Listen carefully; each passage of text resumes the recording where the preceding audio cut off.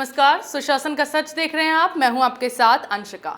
बिहार के मुख्यमंत्री नीतीश कुमार दिल्ली में घूम घूम कर विपक्ष को एकजुट करने के लिए अपनी पूरी ताकत झोंक रहे हैं। पहले कांग्रेस अध्यक्ष मल्लिकार्जुन खड़गे के घर पर बैठक की, राहुल गांधी से मिले और अब नीतीश कुमार ने दिल्ली के मुख्यमंत्री अरविंद केजरीवाल के साथ मुलाकात की। इसके अलावा नीतीश ने कई और विपक्षी दलों के नेताओं के साथ भी मुलाकात की है। इस बीच केजरीवाल ने नीतीश के साथ हुई बैठक के बाद मीडिया के साथ बातचीत में बिहार के सीएम की इस मुहिम को सराहा है। ऐसे में पीएम मोदी के खिलाफ 2024 के लोकसभा चुनाव में विपक्षी एकता के लिए सीएम नीतीश कुमार अब पूरे दमखम के साथ जुड़ गए हैं। लेकिन सवाल यह है कि क्या कांग्रेस ने नीतीश को विपक्षी दलों को एकजुट करने की जो जिम्मेदारी दी है, क्या उसे नीतीश निभा पाएंगे या फिर एक बार फिर पहले की तरह विपक्ष चुनाव से पहले ही अलग थलग पड़ता नजर आएगा। सुशासन का सच में इन तमाम मुद्दों पर चर्चा के लिए मेरे साथ स्टूडियो में मौजूद हैं कैपिटल टीवी के एग्जीक्यूटिव एडिटर राजीव जी। राजीव जी, बहुत बहुत स्वागत है। धन्यवाद। राजीव जी, नीतीश कुमार पहले तो जाकर मल्लिकार्जुन खड़गे के घर पर उन्होंने कांग्रेस नेताओं के साथ मुलाकात की, फिर अब केजरीवाल के साथ उन्होंने मुलाकात की। क्या कुछ बातचीत इसमें हुई? देखिए, केजरीवाल के साथ या मल्लिकार्जुन खड़गे के साथ नीतीश कुमार दो प्लान लेकर चल रहे हैं। एक तो कांग्रेस के साथ उनका जो बातचीत है वो प्लान बी है। प्लान ए में वो केजरीवाल के साथ जो मिले हैं उसमें एक थर्ड फ्रंट की बात हो रही है। यानी अगर कोई कांग्रेस के अलावा फ्रंट बना, जो बीजेपी और कांग्रेस के अलावा हो, तो उसकी जो नेतृत्व है वो कौन करेगा। क्योंकि नीतीश कुमार को ये डर सता रहा है कि अगर भारतीय जनता पार्टी के खिलाफ बिहार में जो अभी महागठबंधन है वो एक नहीं हुई तो 2014 वाली स्थिति आ जाएगी।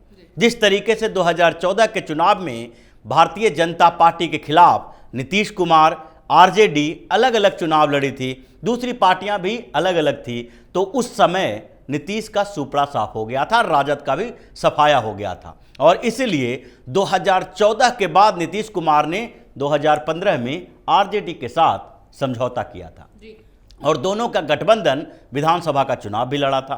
तो उसी तरह की स्थिति अब फिर से दिखाई पड़ रही है कि अगर जो लोकसभा का चुनाव हुआ उसके बाद बिहार में अगले साल विधानसभा का चुनाव होगा, लोकसभा चुनाव के एक साल बाद, तो अगर 2024 के लोकसभा चुनाव में जो दूसरी पार्टियां हैं, बिहार की महागठबंधन की पार्टियां हैं, वो एकजुट नहीं रही तो भारतीय जनता पार्टी इस बार फिर से 39 सीटें बिहार में ले आएगी।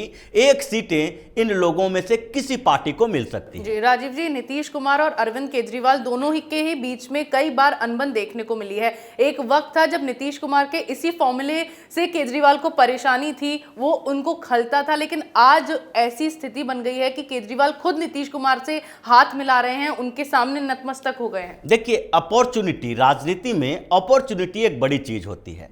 अवसरवादी राजनीति करने वाली ये सारी कसारी क्षेत्रीय पार्टियां हैं। इन लोगों को कब किसके साथ होना है, कब किसके खिलाफ होना है, इसकी बात इनको खुद ही पता नहीं होता है। अब नीतीश कुमार की ही बात देखिए कि इतने दिनों से वो भारतीय जनता पार्टी के साथ गठबंधन में रहे, लेकिन जैसे ही मौका मिला भारतीय जनता पार्टी को छोड़कर वो राजद के साथ चले आए, कांग्रेस के साथ चले आए। जब भारतीय जनता पार्टी के साथ थे तो नीतीश कुमार के नेताओं ने ही और नीतीश कुमार खुद ने राजद के लालू प्रसाद यादव के परिवार के खिलाफ कई मामले दर्ज करवाए। ये जो लैंड फॉर जॉब का मामला है, ये भी जदयू के नेताओं की देन है। वो चारा घोटाला था, ये जदयू और राजद के वो नेताओं का देन है जो उस समय पार्टी छोड़ चुके थे। तो ये सब जो हैं वो बिहार में भी इसी तरीके से पलटते रहते हैं। और जहां तक अरविंद केजरीवाल की बात है, अरविंद केजरीवाल को देखिए, पिछले कुछ समय से वो कांग्रेस के साथ कुछ नजदीकी दिखा रहे हैं। सीबीआई और ईडी के मुद्दे पर भी अरविंद केजरीवाल और कांग्रेस साथ साथ दिख रहे हैं। कांग्रेस भी अरविंद केजरीवाल को अपने साथ रख रही है। संजय सिंह हर मीटिंग में, जो विपक्षी पार्टियों की मीटिंग होती है, कांग्रेस जिसका नेतृत्व करने की स्थिति में होता है, वहां पर संजय सिंह मौजूद होते हैं। उसी तरीके से अरविंद केजरीवाल इस बीच कांग्रेस के खिलाफ क्या क्या नहीं कहा। जब यहां पर जासूसी कांड का मामला आया और कांग्रेस के नेताओं ने दिल्ली में एलजी के पास लेटर लिख के कहा कि ये जो स्पाइंग की जा रही थी दिल्ली में, वो देशद्रोह का मामला है। इसमें एनआईए की जांच होनी चाहिए, क्योंकि इन लोगों ने ऐसे ऐसे एस्टेब्लिशमेंट की जासूसी की है जो खतरनाक माना जा सकता है। केंद्रीय एजेंसियों की, केंद्रीय जो विभाग हैं उसकी, और नेताओं की जासूसी की गई है। तो उस मामले में जैसे ही कांग्रेस के नेताओं ने, जिसमें संदीप दीक्षित भी थे, और इन लोगों ने जब शिकायत एलजी के पास की, अरविंद केजरीवाल राहुल गांधी के ऊपर पड़ गए। उन्होंने बात करना शुरू कर दिया कि नेशनल हेराल्ड के मामले में राहुल गांधी को सजा इसलिए नहीं मिल रही है, कस्टडी में इसलिए नहीं लिया जा रहा है क्योंकि उनका भारतीय जनता पार्टी के साथ सीक्रेट डील है। अब वही राहुल गांधी जो कि भारत जोड़ो यात्रा के समय अरविंद केजरीवाल की आलोचना कर रहे थे, पंजाब में भगवंत मान की आलोचना कर रहे थे, अब वो आम आदमी पार्टी का सपोर्ट ले रहे हैं। राजीव जी, एक अहम बात यहाँ पर यह भी है कि नीतीश कुमार विपक्ष को तो एक प्लेटफॉर्म पर लाने की कोशिश कर रहे हैं, लेकिन विपक्ष के जो बाकी विपक्ष में जो दल शामिल हैं उनमें कई ऐसे नेता हैं जो पीएम के लिए दावेदारी करना चाहते हैं। कांग्रेस भी पीछे नहीं हटेगी। केजरीवाल तो पहले से इस बात को चाहते थे कि वो देश का प्रधानमंत्री बने, अब उनकी पार्टी को राष्ट्रीय दल का दर्जा भी मिल गया। बीजेपी के पास तो पीएम मोदी का चेहरा है, लेकिन विपक्ष की ओर से पीएम की दावेदारी के लिए कई लोग सामने आ सकते हैं। तो ये भी तो एक बड़ी चुनौती है। बहुत बड़ी चुनौती है ये, क्योंकि विपक्षी पार्टियों की महत्वाकांक्षा, जो क्षेत्रीय पार्टियों की है महत्वाकांक्षा, वो क्यों बढ़ी है? उसके पीछे सबसे बड़ा रीजन यही है कि विपक्ष में जो सबसे बड़ी पार्टी यानी कि कांग्रेस पार्टी है, वो अब क्षेत्रीय दलों की कैटेगरी में आ गई है सीट के मामले में।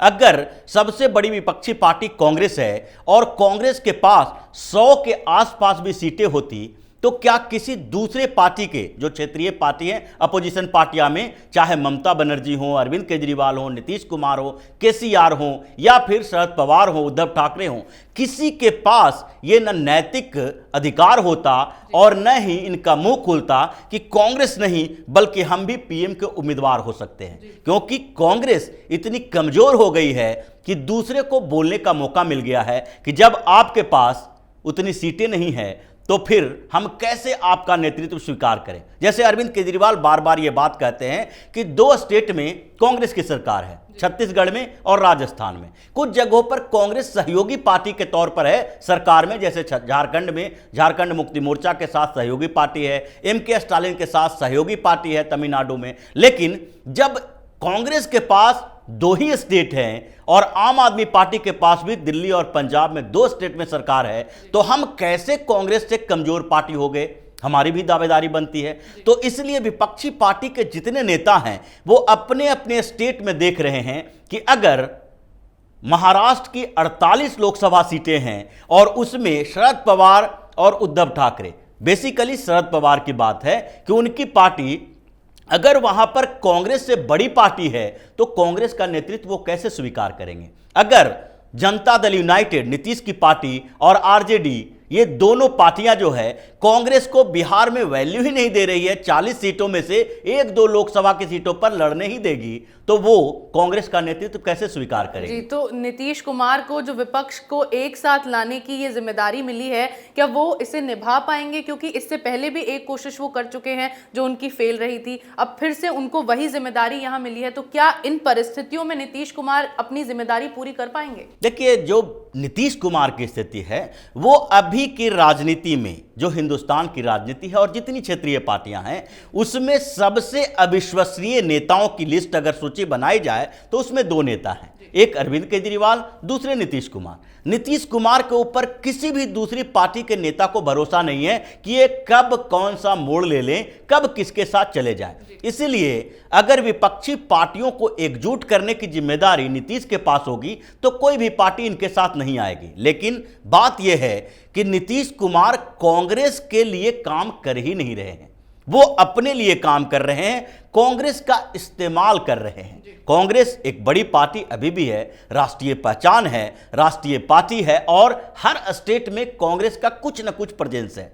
ये दूसरी क्षेत्रीय पार्टियों के पास नहीं है। अब नीतीश कुमार को लगता है कि कांग्रेस के बैनर का इस्तेमाल करें, दूसरे क्षेत्रीय पार्टियों को अपने साथ जोड़ें और कन्विंस करने की कोशिश करें कि बिहार एक बड़ा स्टेट है और अगर वहां का नेता, 2 बड़े नेता लालू प्रसाद यादव और नीतीश कुमार, ये दोनों अगर एकजुट होकर नीतीश कुमार के नाम का प्रस्ताव करते हैं और अगर वैसी ही स्थिति आती है जैसे कभी संयुक्त मोर्चा के सरकार के समय आई थी, जब देवेगौड़ा पीएम बन गए, जब गुजराल पीएम बन गए, वैसी स्थिति आती है तो नीतीश कुमार का नाम आगे किया जा सकता है। और इसी कंफ्यूजन में अभी नीतीश कुमार छटपटा रहे हैं, चारों तरफ से कोशिश कर रहे हैं, जो लगभग असंभव माना जा रहा है। जी बिल्कुल, नीतीश कुमार कांग्रेस की लिखी विपक्षी एकता की पटकथा को अमली जामा पहनाने के मिशन में जुटे हैं। इस बीच भले ही विपक्ष एकजुट हो जाएगा, लेकिन पीएम की दावेदारी के लिए विपक्ष के सामने कई चुनौतियां खड़ी होंगी। अहम बात तो यह है कि जिस विपक्ष को एकजुट करने की कवायद तेज कर दी गई है, उस विपक्ष का नेतृत्व कौन करेगा, इसका जवाब किसी के पास नहीं है। क्योंकि इस दावेदारी के लिए जहां बीजेपी के पास पीएम मोदी जैसा मजबूत और भरोसेमंद चेहरा है, वहीं विपक्ष में घोटालेबाजों की फौज उतरी हुई है, जिनके काले चिट्ठे पहले ही जनता के सामने खुले हुए हैं। नीतीश कुमार, केजरीवाल, फिर बाकी जो पार्टियां होंगी, उनमें से भी कोई ना कोई नेता पीएम की दावेदारी के लिए सामने आएगा ही। कांग्रेस भी पीछे नहीं रहेगी। ऐसे में सीट एक और दावेदार अनेक होने वाले हैं, जिससे विपक्ष में घमासान मचना तय दिखाई दे रहा है। और 2024 चुनाव से पहले ही फिर एक बार विपक्ष के एजेंडे की हवा निकलती नजर आने लगी है। बिहार में सुशासन के सच को उजागर करने वाले इन तमाम मुद्दों पर चर्चा के लिए आपका बहुत बहुत धन्यवाद। सुशासन का सच में मेरे साथ आज इतना ही। अगर आपको हमारा ये वीडियो पसंद आया हो तो इसे लाइक करें, शेयर करें, कमेंट करें, साथ ही हमारे चैनल को सब्सक्राइब करना ना भूलें।